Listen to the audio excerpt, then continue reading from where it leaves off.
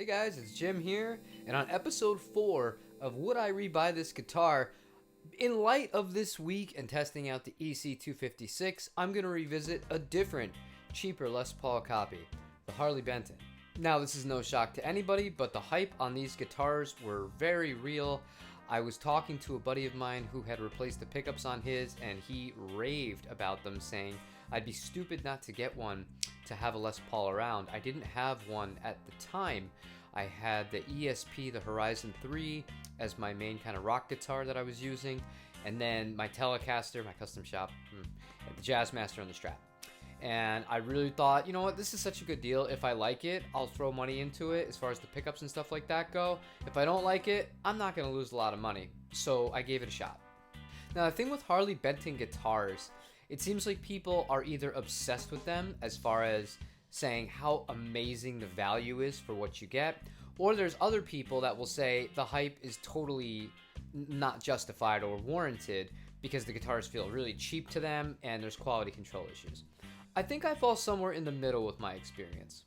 I used this guitar for a few photo shoots. I used it when I was just lying around playing with my kid and not worrying about damage. The guitar actually sounded pretty good. It was really light. It was like this ESP. It was barely over 6 pounds. It had a really thin neck like the ESP as well. And the pickups on it were about exactly as good as the ESP. So if you see where I'm going here, there's a trend. Now, if I was in a rock and a little bit more of aggressive band and I was actively gigging in it, this guitar would have been ideal for that. Because if you've ever been to dive bars and you've loaded in and loaded out, not only can they be kind of cramped and things are going to get dinged up, things are just, it's just not the cleanest environment. And then on top of that, people are a little bit more reckless, which is cool. And you just don't want to be playing, a really high-end instrument inside of there because you don't want to get it all screwed up. But I think the Harley Benton was definitely good enough. It was as good as the EC256 in my honest opinion. I thought the guitar was built decently. I had no problems with the electronics. The neck on it was, again, I think this is why I didn't keep this or the 256 that I had prior to this. The neck was just a little too shreddery, a little too thin for me. But other than that, the guitar's fit and finish. It had a little bit of binding issues. I replaced the nut on it with a bone nut. It stayed in tune relatively well. It was light, like I said. It was a really nice looking veneer top on it. It was a nice ocean blue. Good looking guitar. It photographed really well. And other than that, I mean, it is what it is. It was a cheaper guitar. Now, do I think it's a world beater guitar for that price? No. But I do think that for $200 now, I think is what they cost new, it's a really, really, really good deal for a Les Paul style guitar to just have lying around or to go out and gig with. I will say the strange thing about Harley Benton, and this isn't specific to that one guitar, but if you go on Reverb and you find them used, they will sell for more than what you can buy them for new from Thomann directly in Germany. I have no idea why that is. I think maybe people don't want to deal with buying a guitar overseas and importing it and all that. They'd rather spend a little more knowing the guitar is already in the country. Me, I don't see the point in doing that, and especially if you can get one that has no issues and has never been taken out of the box or played. I think it's smarter to do that. I think that they have decent deals in their B stocks. You normally get like 40, 50 bucks off of the guitar, and when the price point is already only between $150 to like $300 for the highest end Les Paul, that's a pretty decent percentage off, and I would definitely look into one of those for a secondary kind of lying around guitar. But I guess the question really remains, would I rebuy this guitar? I would buy one for about 200 bucks, yeah. If I could have it tax shipped to my door for $200 and just, have it lying around, it would be good to have.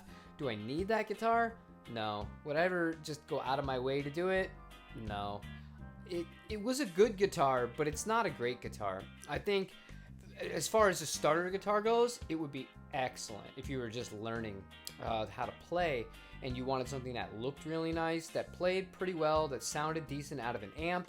But as far as an inspiring guitar, or even a guitar, I don't even see the point in modifying a guitar like that. For me, and considering what I have available to me in my situation, I don't think I would buy one to modify again. Maybe I would buy one, like I said, if I was going to be playing dive bars or anything like that again.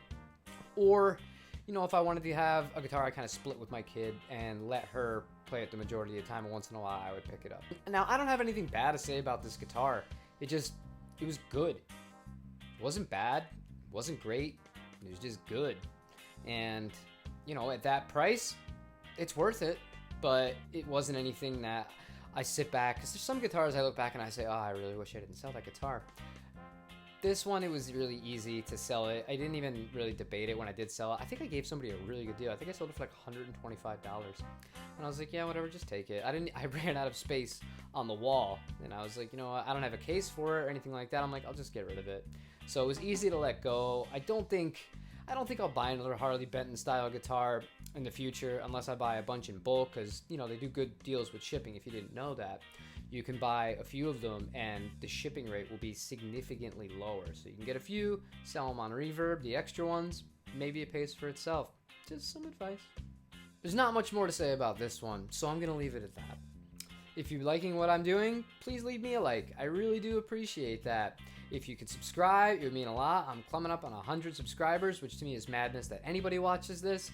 But hey, if I'm entertaining to you, fantastic. Appreciate it. Leave a comment. Let me know what you think about Harley Benton guitars. Do you have one? Do you want one? Were you on the fence? Are you still on the fence?